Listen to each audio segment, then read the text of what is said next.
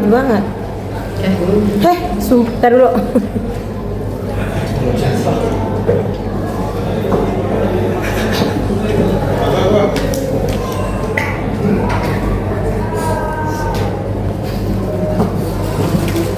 Keluarga Cendana adalah keluarga sederhana yang tinggal di pinggiran kota dan dikenal akan keharmonisan serta kedermawanannya.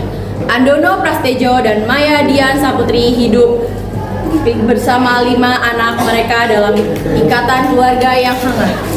Berbagai masalah kerap datang, namun selalu berhasil mereka hadapi bersama. Seperti tahun-tahun sebelumnya, liburan akhir tahun menjadi tradisi yang tak pernah terlewatkan. Namun, pada akhir Desember 2025, rencana tersebut terasa berbeda. Anak-anak berangkat lebih dulu ke villa, sementara Andono dan Maya berjanji akan menyusul keesokan hari. Anak keduanya pun tidak ikut karena pekerjaan. 31 Desember 2025, mereka mengabarkan akan tiba sekitar pukul 18.00, membuat anak mendungu dengan penuh harap.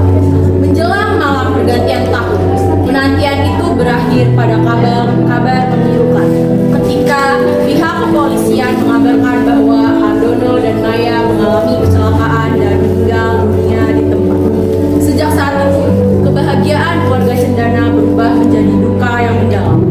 Namun, tak ada yang menyadari bahwa peristiwa malam itu bukanlah akhir, melainkan awal dari rahasia dan ujian yang perlahan akan terungkap. Setelah ini, kita harus apa? Setelah selesai pemakaman dan acara pendoaan serta selesai merapikan rumah, mereka berempat berkumpul membentuk lingkaran di ruang tengah.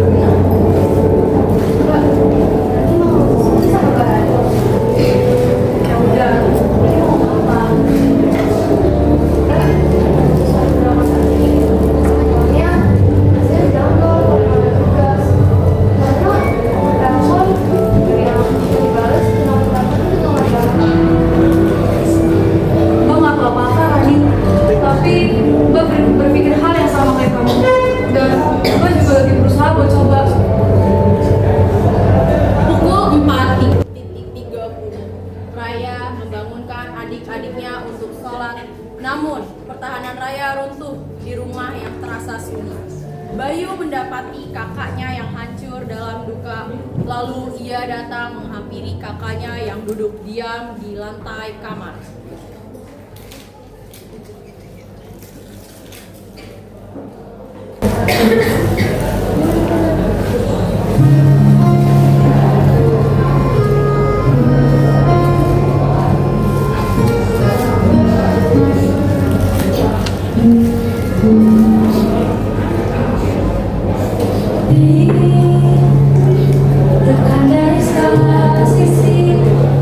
Seringkali hilang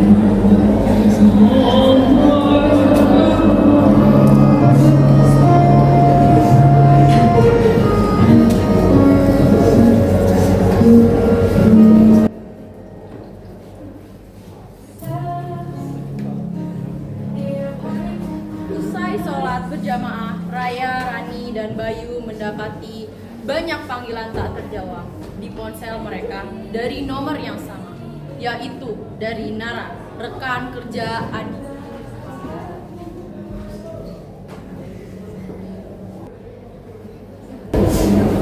Assalamualaikum. Assalamualaikum.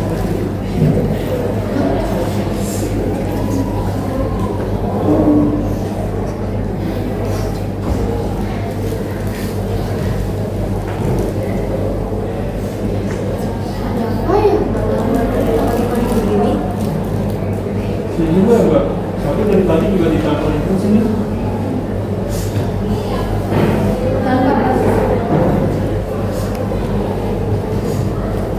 Handphoneku nggak ada notifikasi kayak kamu sih? Tanpa basa-basi, Raya langsung menelpon Nara. Raya mencoba beberapa kali menelponnya kembali, tetapi tidak diangkat. Kayaknya Nara mau ngabarin Kak Adi. Oh iya, Pas perjalanan ke rumah sakit kemarin, aku sempat beberapa kali ditelepon sama Mbak Nara, tapi nggak angkat. Aku juga mau ke Mas Adi, tapi jawaban mereka nggak mau karena mereka lagi libur. Kenapa? Libur. Bu, mereka lagi pergi sama Mas Adi. Terus gimana cara kamu hubungi mereka?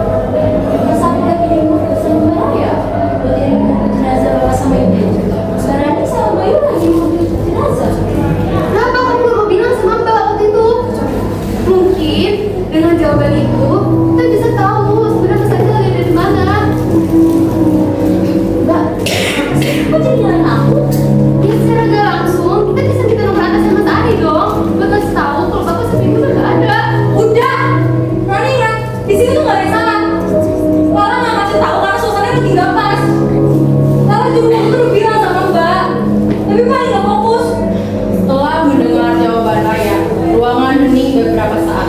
Rani langsung terdiam dan menyadari tanpa disengaja ia sudah melepasan terhadap Lala. Udah nggak puas? Mungkin Mbak ya. Aku lepas. Aku lapar deh. Ini juga nih, kalau Mbak Raya, apa enggak? Tiba-tiba udah jam 6 Ini lapar. Di tengah kecanggungan, Rani menyadari upaya saudara-saudaranya menghidupkan suasana sebagai bentuk perdamaian dari Lala. Iya, karena ini kalau masak nasi goreng ada resepnya. Ya udah, sekarang Lala sama Bayu mandi gantian. Habis itu kita ke makam bapak sama ibu, ya? Beberapa saat kemudian, saat sedang sibuk masing-masing, tiba-tiba ada seseorang yang mengetok pintu rumah.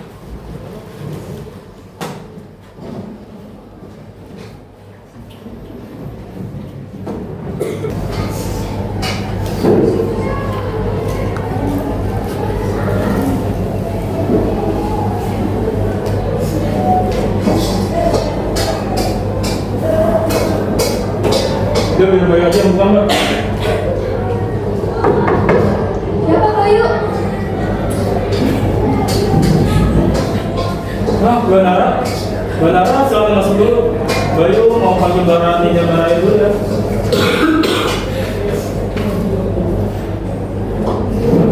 Di depan ada Mbak Nara yang bingung.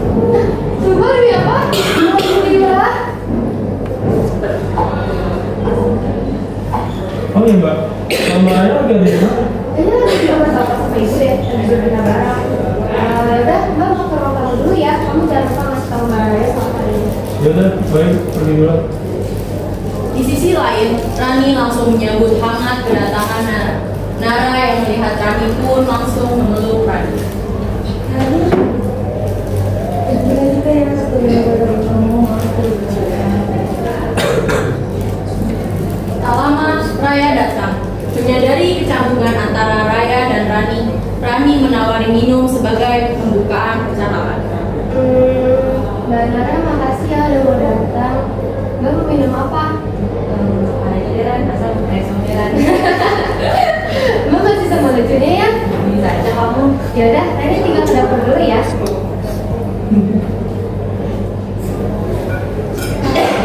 Duduk kan?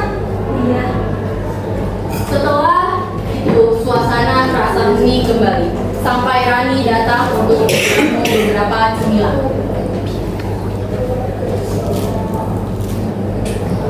Ini Mbak Nara diminum airnya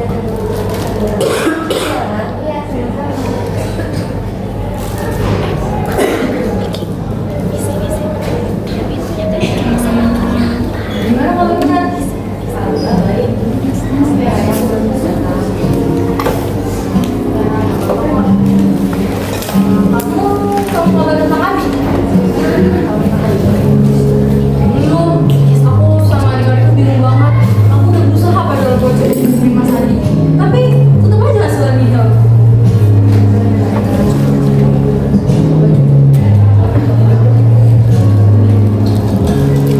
Aku khawatir banget sama dia, Nar.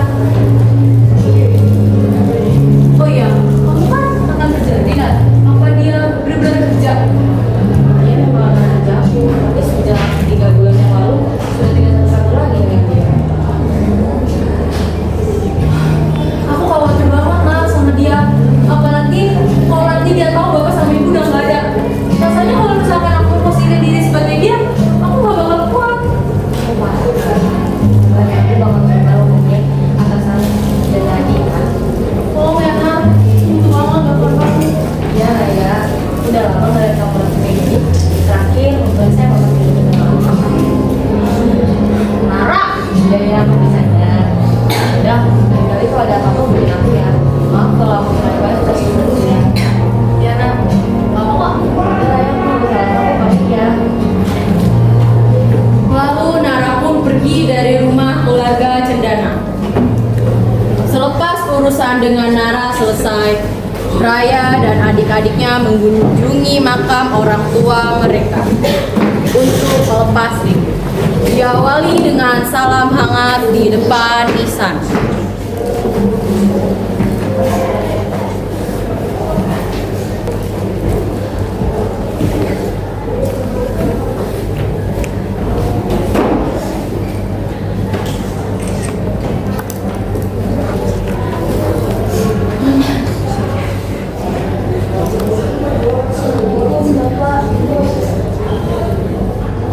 Bapak, di sana tante bapak sama ibu rasanya sepi. Malah kamu bersama ibu. Malah kamu juga sama tante bapak di meja makan. Bapak ibu masih banyak hal yang harus saya lakukan. Tugas kita doain bapak sama ibu. Ayo boleh pikirin doa. Ayo semua kita berdoa dulu. Bapak, ibu, yang seru lagi ngomong sama bapak. Bapak sama ibu juga pasti lagi ngomong sama saya. Kira-kira Mas Adi lagi gimana ya? Kita semua ini udah coba hubungi Mas Adi, tapi Mas Adi suka banget. Makin banget ya Bapak. Bapak, Ibu, papi pamit ya. Terus awasin papi dari sana. Mungkin rasanya belum ikhlas. Dan mungkin rasanya sulit. Tapi itu harus. Raya, Rani, dan Nala pun bangun dari duduk. Namun, tidak dengan Bayu yang diam di tempat. Yuk, Kalian duluan aja semua. Bayu masih mau di sini. udah. Nanti kamu pulang hati-hati ya. Iya, Mbak. Setelah memastikan Raya, Rani, dan Lala sudah jauh dari makam Andono dan Maya, Bayu mulai meneteskan air matanya.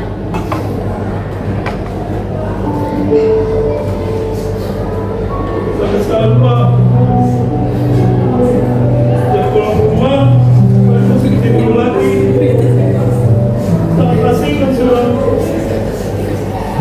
Bayu masih butuh peran Bapak sama Ibu.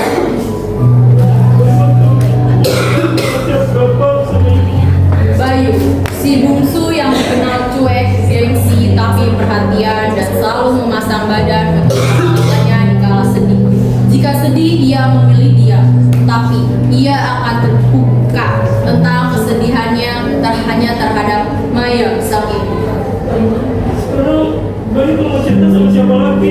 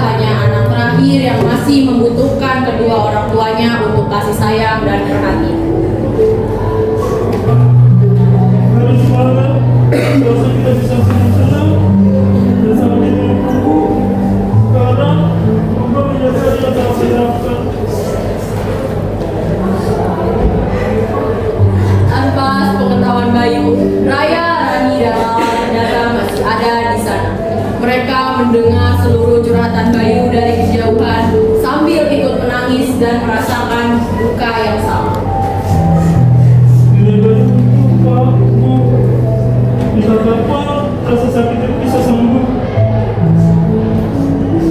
Saat tangis Bayu mulai reda, ia mulai berbicara kembali. Maafin Bayu Bapak, Bu. Sekarang Bayu memang belum bisa ikhlas, tapi Bayu akan belajar apa itu ikhlas. Doakan Bayu ya Pak. Semoga Bayu bisa menjadi anak yang sukses dan bikin Bapak sama Ibu bangga. Bayu bangkit dan berbalik, terkejut melihat ketiga kakaknya yang telah berdiri di sana. Tanpa sepatah kata, Raya, Rani, dan Lala menghampirinya lalu memeluk Bayu. Mereka berempat saling menguatkan.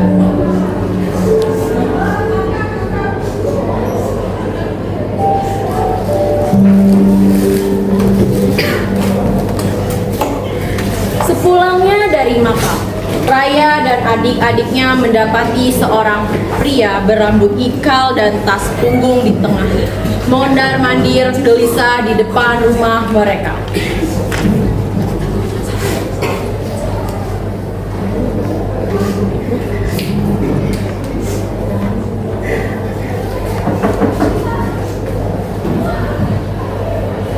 Siapa itu Mbak?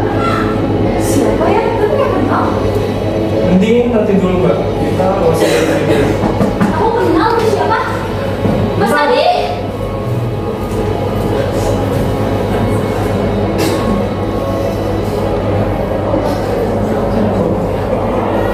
Bagus ya kalian? Gak ada yang nemenin aku. Kalian jalan aja terus. Gak ada yang ingin sama aku. Terakhir waktu bapak sama ibu tuh 6 bulan yang lalu. Kalian tega. Selama ini Mas dihubungi kemana Pak? Ayo Mas Mas. Deh. Alasan? Kita sudah coba hubungi Mas ke kemana kerja Mas Adi. Tapi apa? Gak ada hasilnya. Dengan enaknya, lu bilang kita gak ingat sama Mas. Oh, udah berani saya ngomong sama Mas. Coba aja kamu gitu. Mas Adi sampai di mana Mas kita? Doakan kita. Bapak sama ibu aja Mas gak ada. Dah, ayo kita masuk. Bicara di rumah. Masuk semuanya. Mereka berlima pun langsung masuk ke dalam rumah keluarga Cendana. Dan sudah di dalam rumah. Menuju ke lapangan sekali kepada seluruh siswa dan siswi yang Kamu berada sebenarnya kemana sih? segera Itu semua tuh udah ngomongin kamu. Terima Dan kasih. nyakitin kamu setiap hari. Tapi kamu gak dijawab sama sekali. Gue mati Mbak. Kamu harus tadi. Oh ya, kalau kamu mati, kamu punya laptop yang dibeli sama bapak dan ibu kamu. Mana? Kenapa Mas di aja nggak bisa nyari kata-kata lebih tergarang? Dijual lagi kan laptopnya?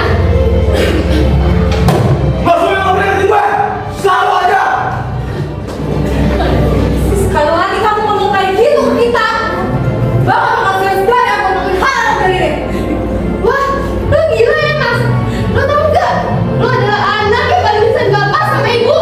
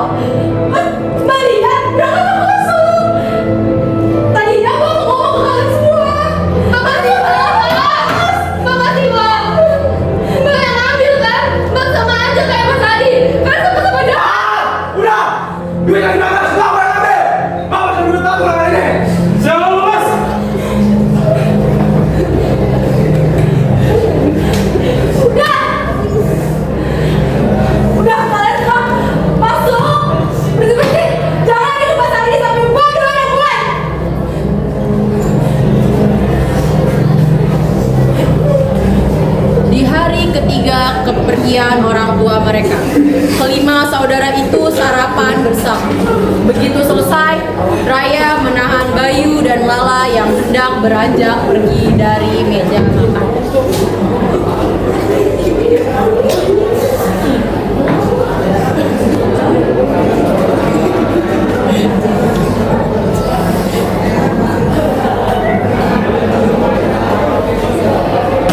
Bayu, Lala, duduk.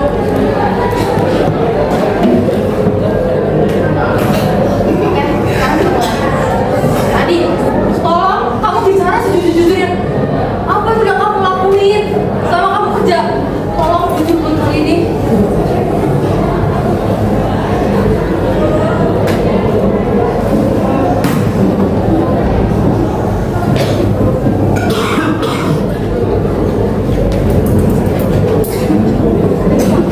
Adi mulai menerangkan tentang semua hal yang selama ini telah terjadi. Kilas balik 3 bulan yang lalu. 3 bulan bekerja di Kargo Jaya Logistik. Adi dipindahkan ke perusahaan lain dalam 1 bulan. Nara, selaku HRD, bertanggung jawab memproses mutasi tersebut.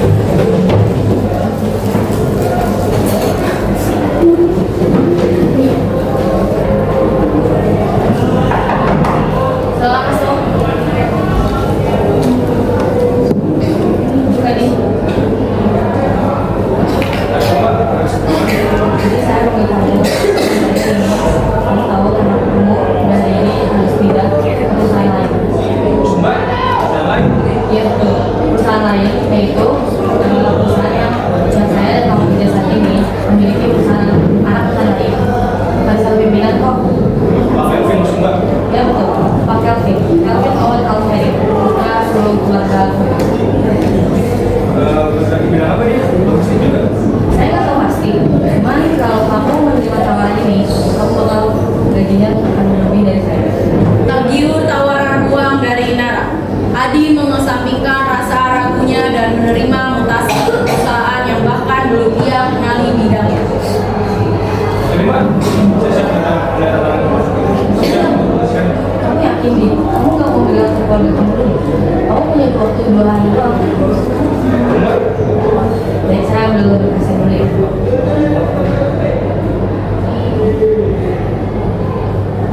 Ini di peraturan dan keterangannya sudah keterangan sih. Ah, Mbak, saya kok. Mbak, Oke. Kamu yakin? bisa. Saya akan menerangkan beberapa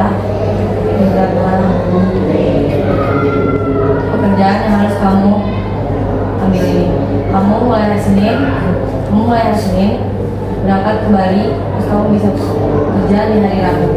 Semua fasilitas sudah ada di sana. Kalau kamu sudah tanda kontrak 5 tahun. Kalau kamu tidak mengikuti peraturan itu, kamu harus belajar. Baik, kamu dulu. Adi pun meninggalkan ruangan. Hari Senin tiba.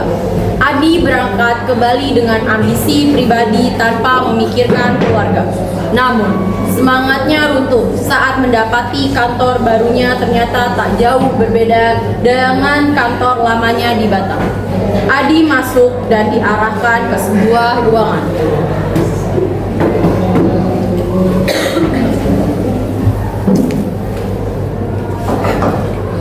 Ya, silakan masuk.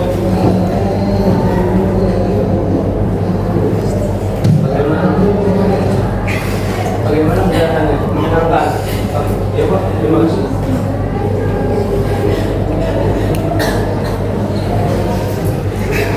Bagus, baik Pak. Dan akan bantu-bantu jadi selamat besok. Kamu akan beberapa latihan. Dan beberapa informasi terkait penyakit sini. Pertanyaan juga Pak. Bagus, baik Pak. Saya terus Pak. Semoga saya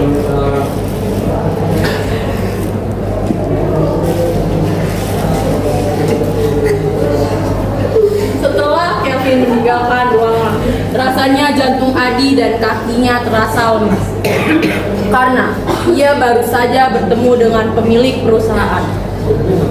Esokan harinya, usai menjalani pelatihan fisik yang tak masuk akal, Adi terkejut membaca profil asli perusahaan. Ternyata ia masuk ke dalam perusahaan gelap dan Adi pun tersadar bahwa dirinya telah terjebak.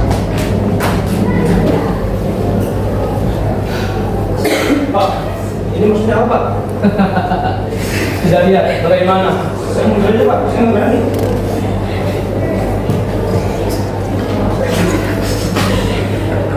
Kalau tidak bisa, kamu sudah menjalani ini semua, kamu tidak bisa lepas dari saya.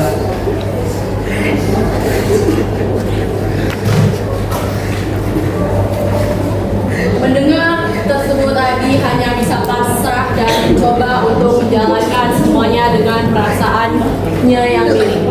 Kilas balik selesai. Adi menahan tangis, menatap adik-adiknya dengan sesal yang mendalam.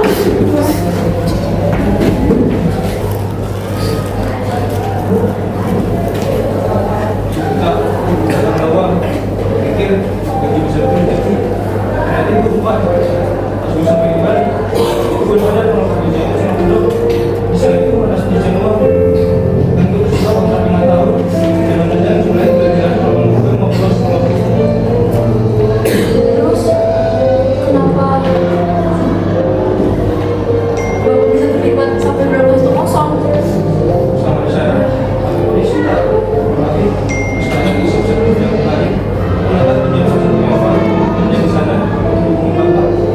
Jujur, biar kalau terus Bapak dalam terancam oleh denda yang sangat besar.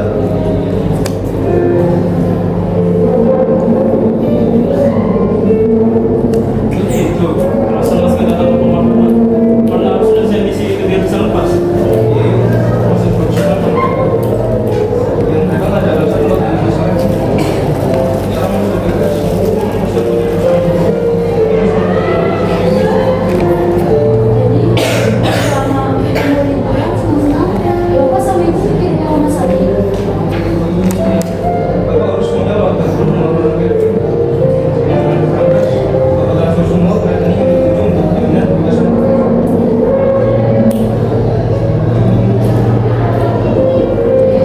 Raya menutup mukanya dengan kedua tangan, menangis sesekukan. Berangkasnya kosong itu bukan karena Adi mencuri, tapi karena bapak yang memilih menyelamatkan nyawa anaknya daripada menyimpan harta. Udah, jangan lagi ada amarah. Jangan lagi rahasia di antara kita. Sekarang kita udah tahu kebenarannya gimana. Ayo, kita ke makam bapak sama ibu.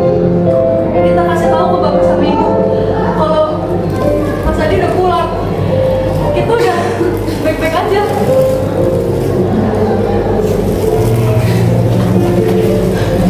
Kelimanya berdiri mengelilingi dua pusaran yang masih basah. Adi bersimpuh di antara makam bapak dan ibu.